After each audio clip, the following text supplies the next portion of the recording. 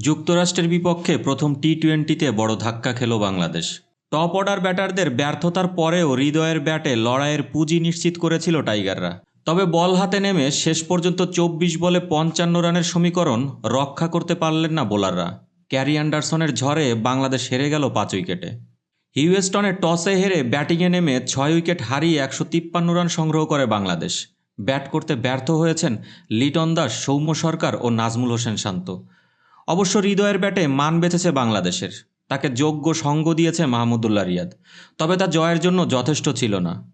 এদিকে বাংলাদেশের এমন হারের পর সংবাদ সম্মেলনে এসে তাওহিদ হৃদয় বলেন, এমন হার মেনে নেওয়া কষ্টকর। প্রতিটি ম্যাচে আমাদের টপ অর্ডারের ব্যাটাররা ভালো খেলতে পারে না। খারাপ খেলার প্রতিযোগিতা নিয়েই ব্যাটাররা মাঠে নামে। এভাবে খেলতে থাকলে আমরা কখনোই জিততে পারবো না। বড় রান না এলে পরের বার আরও কঠিন হবে। আমাদের তো প্রতি ম্যাচেই টপ অর্ডাররা ব্যর্থ থাকে। এটা সত্যিই আমাদের জন্য হতাশার।